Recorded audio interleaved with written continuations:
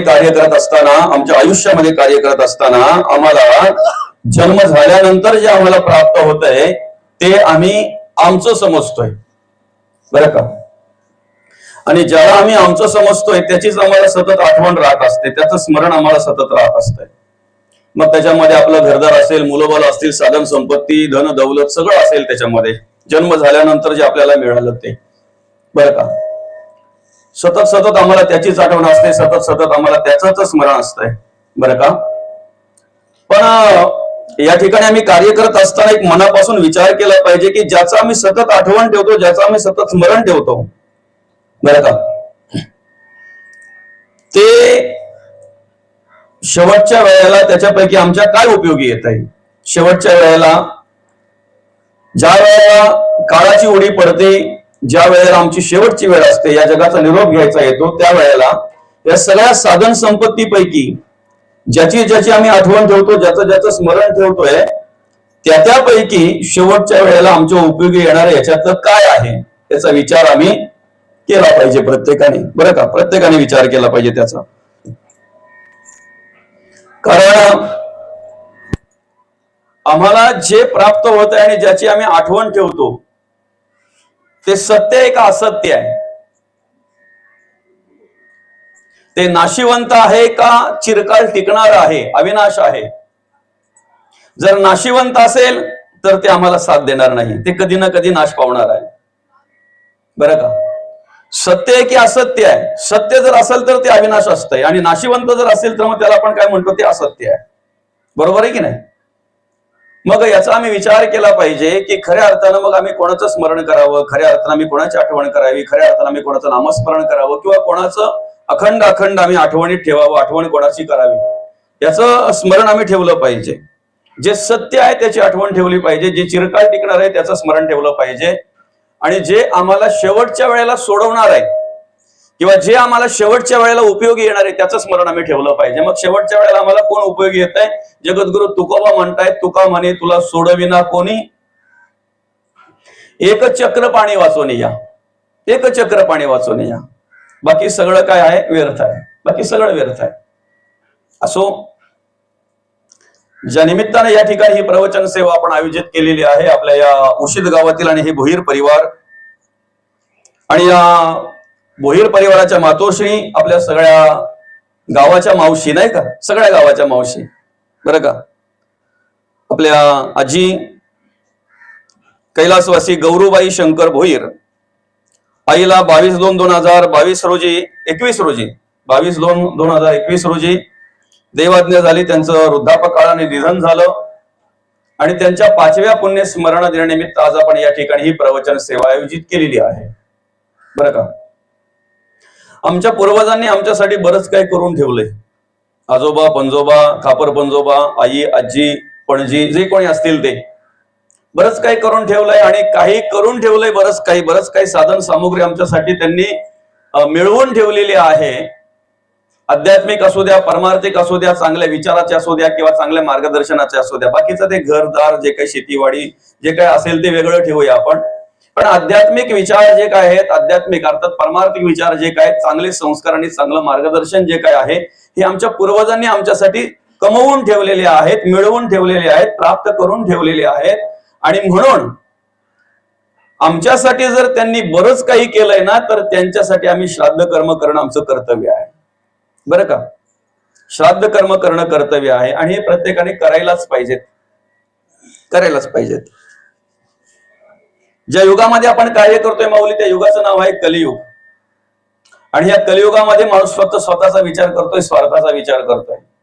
आज कितीतरी माणसं अशी आपल्याला पाहायला मिळतात, कितीतरी माणसं अशी आपल्याला पाहायला मिळतात की जोपर्यंत एखादा माणूस आहे, बरं का, तोपर्यंत त्याला समजून घ्यायचं नाही, तोपर्यंत त्याला विरोध करायचा, तोपर्यंत त्याच्याकडे एक वेगळ्या दृष्टीने पाहायचा, जेवढा काही अपप्रचार करता येईल तेवढा अपप्रचार करायचा.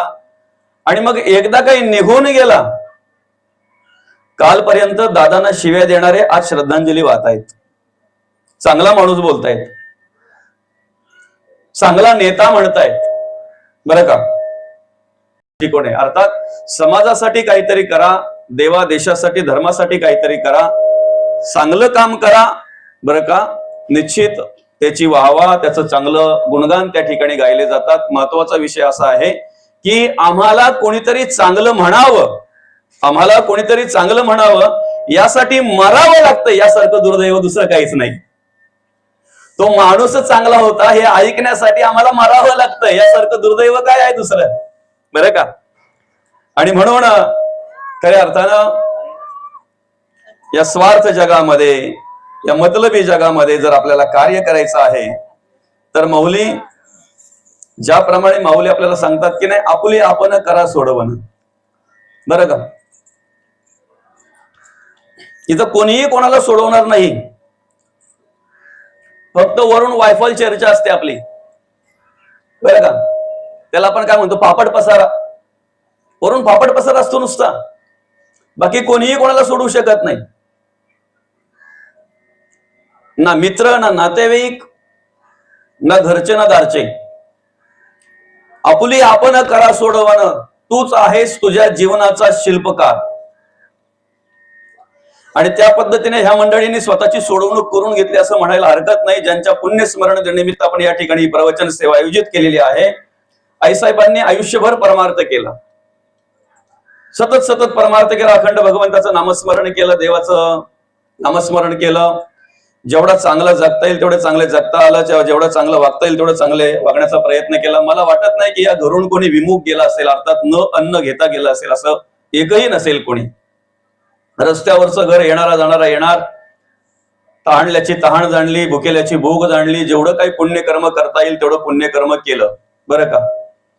आणि विशेष म्हणजे ह्या माणसांचा जर आपण विचार केला ना, तर त्यांच्या घरामध्ये जर 4 माणसं असतील तर कमीत कमी 5 ते 6 माणसांचा स्वयंपाक प्रत्येक वेळेला व्हायचा. खरंय की खोटं आहे? एखाद्या माणसाचा जरी असं बाजूला जरी काही कुत्र्याला मांजरानं जरी टाकायला लागलं तरी काही हरकत नाही, पण पाहुणे आल्यानंतर तुम्ही किती पोळ्या खाणार किंवा किती भाकरी खाणार ही विचारणा नाही. पाहुणे आलेत, त्यांच्या वाट्याचं करणं, त्यांच्यापेक्षा एक्स्ट्रा करणं. आयत्या वेळेला जर कोणी आला तर तो सुद्धा जीवन गेला पाहिजे, त्याची सुद्धा भूक भागली पाहिजे, असा विचार ह्या माणसांनी केला. आणि म्हणून त्यांच्याकडून पुण्यकर्म घडल्यामुळे, चांगल्या प्रकारची कर्म घडल्यामुळे त्यांना 100% सद्गती प्राप्त होणार झाली असेल यात संशय नाही. त्यांचं 5वं पुण्यस्मरण आपण या ठिकाणी आज आपण आयोजित केलेलं आहे. आणि 5व्या पुण्यस्मरण दिनानिमित्त या ठिकाणी आपण काय करतो, ही प्रवचन सेवा आयोजित केलेली आहे, बरं का. माणसाचा मरणोत्तरचा जो प्रवास आहे ना, तो मरणोत्तरचा प्रवास आजच्या प्रवासावर अवलंबून आहे. आजच्या प्रवासावर अवलंबून आहे मरणोत्तरचा प्रवास. अधिक करून माणूस कसला विचार करतो माहितीये का, मेल्यावर काय होईल, मेल्यावर कसं होईल, बरोबर आहे की नाही. 2 महिलांची भांडण झाली तरी पण एखादी महिला त्याच्यामध्ये काय बोलते माहितीये का, किती अति करतेस, वरती जागा तर चांगली भेटली पाहिजे. आता तुला काय माहिती वरती जागा आहे की नाही ती, वरती जागा तर चांगली भेटली पाहिजे, मेल्यावर जागा तर चांगली भेटली पाहिजे, बरं का. ज्याला वाटतंय ना मेल्यावर जागा चांगली भेटली पाहिजे, त्यांनी खाली असताना चांगल्या जागी बसलं पाहिजे. चांगलं काहीतरी करता आलं पाहिजे, चांगलं करता आलं पाहिजे, चांगलं वागता आलं पाहिजे, चांगलं जगता आलं पाहिजे. ज्याला खाली व्यवस्थित प्रवास करता आला ना, त्याचा वरच्याचा प्रवास, त्याचा नंतरच्या प्रवासाचा टेन्शन त्याला नसतो. कारण आज आम्ही जे करतोय ना ते उद्या आम्हाला मिळणार आहे. मला सांगा, तुम्ही जर तुमच्या शेतामध्ये वाल पेरला असेल तर आता तुम्हाला कशाच्या शेंगा मिळणार आहेत, वालाच्याच मिळणार आहेत ना. चवलीच्या खुडायला जाऊन जमेल का, नाही ना. ज्यांनी मूग पेरलेले आहेत त्यांनी तिथे हरभऱ्याची अपेक्षा कशी करून चालेल, बरोबर आहे की नाही. जे तुम्ही पेरताय तेच जर उगवताय, तेच जर तुम्हाला प्राप्त होत आहे, बरं का. निसर्ग चुकलेला नाही. निसर्गाच्या दृष्टीने जर पाहायला गेलं तर आजही आंब्याला आंबेच येतात, चिकूला चिकूच येतात, फणसाला फणसच येतात, बरोबर आहे की नाही. कारली लावली तर कारलीच येतात. भले चवलीला बाजार जास्त असेल पण कारल्याचं रूपांतर चवलीत नाही करता येत, बाजार जरी जास्त असेल तरी. किंवा चवली लावली तर चवलीच्या शेंगा येतात, जरी चवलीचा बाजार कमी झाला आणि कारल्याला बाजार जास्त असला म्हणून तिथं परिवर्तन करता येत नाही, तिथं बदल करता येत नाही. पेरले ते उगवते. तसं आम्ही जी कर्म करतोय, जसं वागतोय, जगतोय ना, तसं भविष्यात आम्हाला ते प्राप्त होत असते, भविष्यात प्राप्त होत असते. आता या ठिकाणी कार्य करत असताना माणूस काय विचार करतो माहितीये का, माझ्या कपड्याला जर काळा डाग लागलेला आहे, बरं का, तर साहजिकच आहे 4 चौकात गेल्यानंतर लोकांची नजर कुठे जाणार आहे, कुठे जाणार आहे लोकांची नजर, काळ्या डागावरच जाणार आहे ना. मग मी प्रयत्न काय केले पाहिजेत? माझ्या कपड्याला जो काळा डाग लागलाय ना, तो पुसण्याचं काम मी केलं पाहिजे. माझ्या शेजारी असलेल्याच्या कपड्याला जर मी काळा डाग लावण्याचा प्रयत्न करत असेल, कशासाठी? लोकांची नजर त्याच्यावर गेली पाहिजे म्हणून. माझ्याकडची नजर त्याच्याकडे कशी आकर्षित होईल, माझ्याकडे जी माणसं वेगळ्या नजरेने पाहतात ती माणसं त्याच्याकडे कशी पाहतील, यासाठी जर मी प्रयत्न करत असेल तर आयुष्यात माझ्या कपड्याला लागलेला काळा डाग मला पुसता येणार नाही, कधीच येणार नाही. त्याच्या लागेल की नाही लागेल तो नंतरचा भाग आहे, नंतरचा विषय आहे. पण माझ्या कपड्याला लागलेला डाग आयुष्यभर पुसू शकत नाही, पुसता येणार नाही, बरं का. आज माणसाच्या अंतःकरणामध्ये एवढा स्वार्थ भरलेला आहे ना, की प्रत्येक माणसाला काय वाटतंय माहितीये का? मी सुखी असावं, मी समाधानी असावं, मी आनंदात असावं, प्रत्येकाला मनापासून वाटते. आणि साहजिकच आहे ना, प्रत्येकाला वाटायलाच पाहिजे ना, तो हक्क आहे त्याचा. समाधानात राहण्याचा हक्क प्रत्येकाचा आहे, सुखात राहण्याचा हक्क प्रत्येकाचा आहे, आनंदात राहण्याचा हक्क प्रत्येकाचा आहे. पण आपण सुखात राहण्यासाठी, आपण आनंदात राहण्यासाठी, आपण समाधानात राहण्यासाठी इतरांचं दुःख पाहू नका ना, बरोबर आहे की नाही? काय झालं माहितीये का? एका गावामध्ये असा एक माणूस होता की गाव त्याला कंटाळलेलं, तो गावाला कंटाळलेला, बरं का. शेजारी त्याला कंटाळलेले, शेजाऱ्यांना तो कंटाळलेला. त्याच्या पुढे सांगू, शेवटी घरातलेही कंटाळले, घरातल्यांनाही तो कंटाळला. जोपर्यंत गाव कंटाळलेला आहे ना, तोपर्यंत थोडासा माणसाला धीर येत आहे. कुटुंब पण, शेजारी पण कंटाळले की थोडासा त्याचा धीर कमी होतो. पण घरातलेही कंटाळले आणि घरातलेही त्याला कंटाळले आणि तोही घरातल्यांना कंटाळला की मग शेवटी माणूस काय विचार करतो माहितीये का? तसा त्याने विचार केला. काय विचार केला? जसं आता 15 दिवसापूर्वी, 1 महिन्यापूर्वी बघा, आपल्याकडे अफवा म्हणावं किंवा प्रत्यक्ष काय असेल ते, कोणी डोळ्याने बघितलं नाही, ज्यांनी बघितलं असेल त्यांना लकलक काय असेल ते, पण बिबट्या आला म्हणून, बरोबर आहे की नाही? एक हवा होती, एक अफवा होती. सध्या अफवाच बोलायला लागेल, कारण मी तरी बघितलं नाही इकडे आपल्याकडे म्हणून, नाही का? ऐकण्यात आणि पाहण्यात फरक आहे ना. आपण ऐकण्यावर जास्त लक्ष केंद्रित करतो पाहण्यापेक्षा, बरोबर आहे की नाही? आणि ऐकण्यावर जास्त लक्ष केंद्रित करतो किंवा ऐकलेल्या गोष्टी जास्त मनावर घेतो ना, म्हणून जग ओळखण्यात आपली गफलत होते. प्रत्यक्ष पाहण्यापेक्षा ऐकण्यावर आपण जास्त विश्वास ठेवतो ना. तरी आपण नेहमीच्या कार्यामध्ये आणि नेहमीच्या जगण्या वागण्यामध्ये बोलतो, डोळ्यात आणि कानात लय अंतर आहे. मग बोलण्याप्रमाणे आपण तसा विश्वास पण ठेवला पाहिजे ना, असू द्या, चला हरकत नाही. तशी अफवा आली किंवा प्रत्यक्ष त्या ठिकाणी काहींना ते आढळलं, बाबा बिबट्या आलाय का वाघ आलाय तिकडे, बरं का, त्या गावाच्या शेजारी शेतावर. आणि मग एवढी दहशत पसरली की घराच्या बाहेर सुद्धा कोणी निघत नाही रात्रीच्या वेळी. ऐकताय ना? गायाच्या बाहेर सुद्धा रात्रीच्या वेळी कोणी निघत नाही. का? वाघ आलाय, बिबट्या आलाय. शेतावर, बांधावर जायचं तर लांबच गेलं. आता याने काय विचार केला माहितीये का? हा रात्रीच्या वेळी म्हणजे साधारणतः अंधार होण्याची वेळ, आपल्याकडे काय म्हणतात त्याला, चाचिपदा पडायची वेळ, बरोबर की नाही? अंधार होण्याची वेळ. आणि त्यावेळेला तो घरातून भांडून निघाला, शेजाऱ्यांनाही आवाज देऊन निघाला, चाललो मी, परत माझं तोंडही तुम्हाला पाहायला मिळणार आणि तुमचंही तोंड पाहणार नाही, बरं का. ग्रामस्थांना गावातून जाता जाता आवाज देऊन निघाला तो, मी निघालो, चाललो, बरं का. घरातले पाया पडते, तरी कुठे चालला? वाघाची भीती आहे, वाघ आलेला आहे, खाईल तुला, त्यासाठीच चाललोय बोलतो, त्याच्यासाठीच चाललोय बोलतो. ग्रामस्थ अडवायला लागले, शेजारी अडवायला लागले, अरे बाबा वाघ आलाय, खाईल तुला. तो त्याचं उत्तर काय? त्यासाठीच चाललोय, मला एकदा वाघाने खाल्लं आणि वाघाच्या तोंडाला माणसाचं रक्त लागलं. आता पुढचा पण तुम्हाला सांगायला पाहिजे का? नाही, गावाचा बंदोबस्त तो करील बरोबर, माझा वाटोळा झाला तरी चालेल, पण गावाचा वाटोळा झाला पाहिजे, अशी काही माणसं असतात, नाही का? असो, महत्वाचा विषय काय माहितीये का? आपल्या कपड्यावर जर डाग पडलेला आहे ना, तर तो स्वच्छ करण्याचा प्रयत्न करा. इतरांचा विचार करण्याचा प्रयत्न आपण करू नये, बरं का. कारण आपण पापाचीही गणना करू शकत नाही आणि पुण्याचीही गणना करू शकत नाही. कोण कसा आहे याचा विचार आपण वरच्या अंगाने नाही करू शकत. त्यासाठी अंतर्मुख होऊन आपल्याला प्रत्येकाचा विचार करावा लागणार आहे.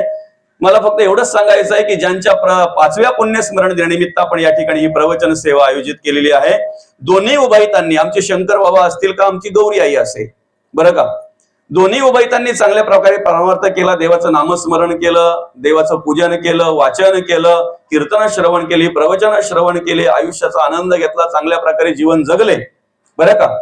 आणि या ठिकाणी त्यांच्या मुलांवर सुद्धा चांगल्या प्रकारे त्यांनी संस्कार केले. आमचे सुदाम मामा असतील, सदानंद मामा असतील, आमचे नारायण मामा असतील, त्याचप्रमाणे शारदा मावशी असेल, प्रमिला मावशी असेल, या सगळ्यांवर चांगल्या प्रकारे त्यांनी काय केले, संस्कार केले. नातवंडांच्यावर चांगल्या प्रकारे संस्कार केले. आणि या ठिकाणी या परिवारावर संस्कार करता करता, आपल्या मुलाबालांचा सांभाळ करता करता त्यांचा वयोवृद्ध, अर्थात अगदी वयोवृद्ध वृद्धापकाळाने त्यांचं काय झालं, निधन झालं, बरं का. ते चांगल्या प्रकारे त्यांनी कार्य केलं. जेवढं चांगलं जगता येईल तेवढे चांगले जगले, जेवढं चांगलं वागता येईल तेवढं चांगले वागले. आता महत्वाचा विषय असा आहे की मला नाही वाटत की त्यांच्याकडून कधी देवपूजा टळली असेल, नाही का. कारण ज्या वेळेला आपण पाहायचो एकदम वृद्ध जेव्हा झालेले, नाही का, दोघे पण जेव्हा वृद्ध झालेले, स्वतःला काही करता येत नाही, अशाही परिस्थितीमध्ये बाबांच्या हातात काही ना काही पुस्तक असायचं, स्मरणिक असायची, माळ असायची, आई ही त्या देवाचं नामस्मरण करत असायची, बरं का.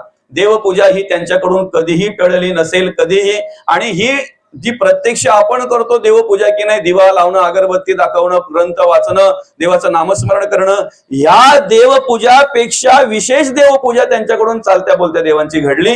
भुकेल्याची भूक त्यांनी जाणली, तहानल्याची तहान जाणली. अतिशय चांगल्या प्रकारे या ठिकाणी जेवढं पुण्यकर्म करता येईल तेवढं पुण्यकर्म केलं, जेवढं पुण्य कार्य करता येईल, जसं जगता येईल चांगल्या प्रकारे तसं जगण्या वागण्याचा प्रयत्न केला. आणि अगदी वयोवृद्ध होऊन त्यांनी या ठिकाणी आपला तुमचा आमचा निरोप घेतला. 5वं पुण्यस्मरण आहे, 5वं पुण्यस्मरण. आजची परिस्थिती जर पाहायला गेलं तर आई वडील गेले काय आणि मुलं विसरली काय, असे कितीतरी ठिकाणी आपल्याला पाहायला मिळतंय. पण मी अनेक ठिकाणी सांगतो, सगळ्यांना विसरलात तरी चालेल, पण आपले जे गेलेत ना, जातात ना, बरं का, एक 5-7 वर्ष फक्त वडिलांचा फोटो दिसेल किंवा आईचा फोटो दिसेल, एकदा तो पडला फुटला की समजाचा बाप गायब झाला, नाही का, आई गायब झाली समजायची म्हणायला हरकत नाही. आपल्या आयुष्यातले आपल्या सर्वांवर सर्वात चांगले संस्कार करणारे फक्त 3च, देव, संत आणि आई वडील. तुम्हा आम्हाला सर्वांना निष्कामतेने निरापेक्षेने सांभाळणारे फक्त 3च, एक देव, एक संत आणि एक आई वडील.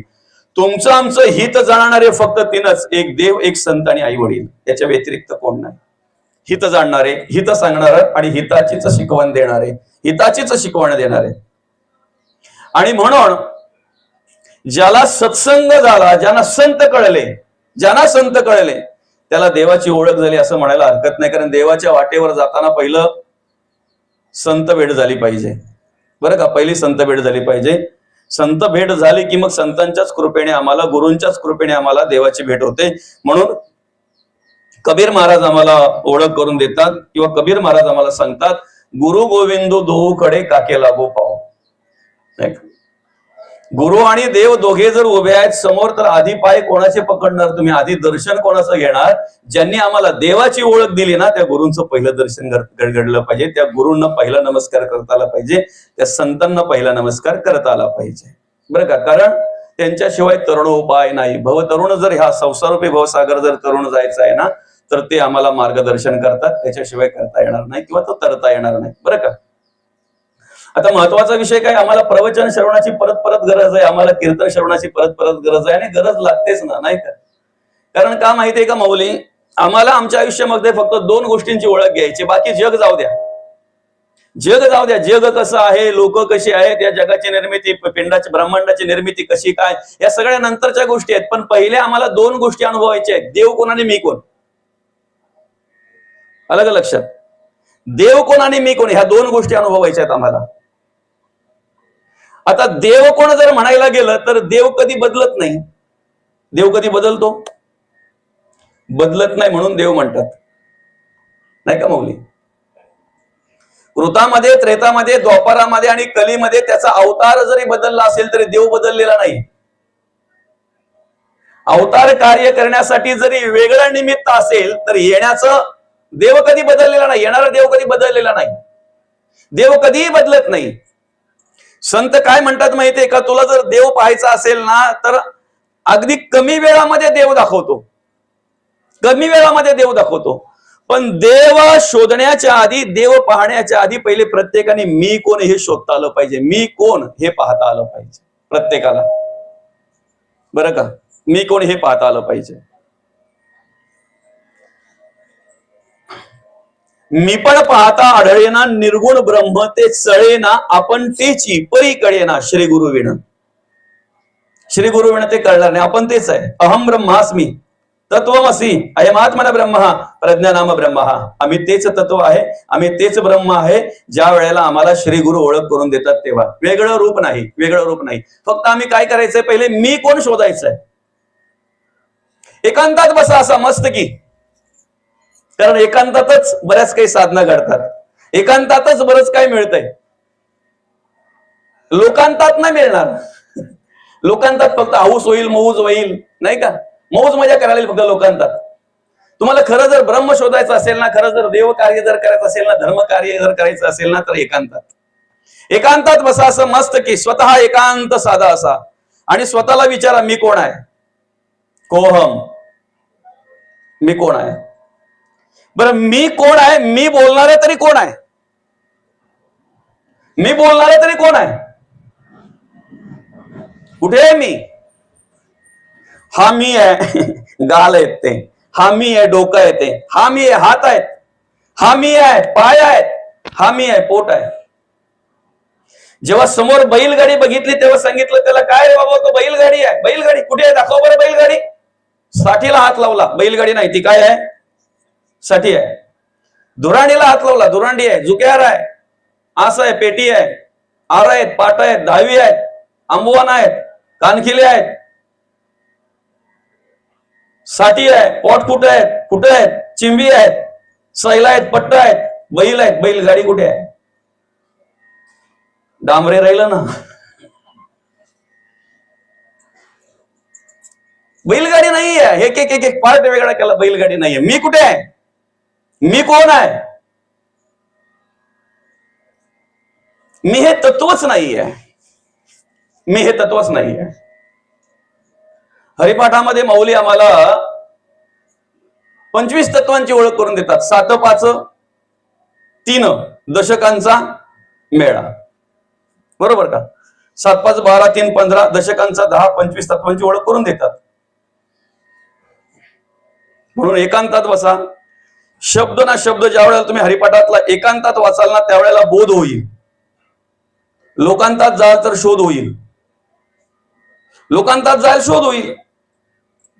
तुम्हाला आत्मिक सुख पाहिजे ना, आत्मिक सुख, एकांतात बसा आणि प्रत्येक शब्द ना शब्द वाचा. प्रत्येक शब्द ना शब्द किती सामर्थ्य, कशा पद्धतीने माऊलींनी त्याचं वर्णन केलेलं आहे त्याचा विचार करा. बरं का. नाथ महाराजांच्या हरिपाठामध्ये नाथ महाराजांनी 30-35 तत्वांची काहीतरी ओळख त्या ठिकाणी करून दिलेली आहे. बरं का. आणि आम्ही आमच्या देहाचा प्रत्येक तत्व ना तत्व जरी वेगळा केला तरी मी हे तत्व नाही आहे. माऊली नाही आहे ना. मी हे तत्व नाहीये. आता सगळी तत्व आपण बघितली असती पण झोपाल तुम्ही. त्यापेक्षा आपण पुढे जाऊ तर बघायची. 84 तत्वाचा देह आहे. 84 तत्वाचा देह आहे. एक एक तत्व जरी वेगळा केला तरी मी हे तत्व नाहीये. कारण वाघिणीचं दूध जर पचवायचं असेल तर वाघिणीची पिलीच लागतात. बरं का माऊली. ते एवढं प्रकार असतंय मामा की एखाद्या भांड्यात जर ठेवलं ना तर त्याला छिद्र पडतंय. बरं का. आलेला आहे विषय तर आपण पूर्ण करू. 5च मिनिटात आपण 84 तत्व पाहू. चला 5 मिनिटात, 6 मिनिट लागणार नाही. बरं का. पंचभूतात्मक देह आहे. पृथ्वी, आप, तेज, वायू आणि आकाश. फक्त मी आलं का मला सांगा. मी तत्व आलं का मला सांगा. महाराज थांबा म्हणून. आलं का लक्षात. पृथ्वी, आप, तेज, वायू, आकाश. इथे अंतःकरण पंचक आहे. अंतःकरण मन, बुद्धी, चित्त आणि अहंकार. मोजा. इथे प्राण पंचक आहे. प्राण, अपान, व्यान, उदान आणि समान. इथे विषय पंचक आहे. शब्द, स्पर्श, रूप, रस आणि गंध. इथे ज्ञानेंद्रिय पंचक आहे. कान, नाक, त्वचा, डोळा आणि जीभ. इथे कर्मेंद्रिय पंचक आहे. वाचा, पाणी, पाद, शिश्न आणि गुद. इथे 4 देह आहेत. स्थूळ, सूक्ष्म, कारण आणि महाकारण. 4 देहाच्या 4 अवस्था आहेत. जागृती, स्वप्न, सुषुप्ती आणि तुरिया. 4 अवस्था 4 देहाच्या, त्याचप्रमाणे 4 अभिमान आहेत, विश्व, तेजस, प्राज्ञा आणि प्रत्येगात्मा. 4 स्थान आहेत, नेत्रस्थान, कंठस्थान, हृदयस्थान, मूर्धनी.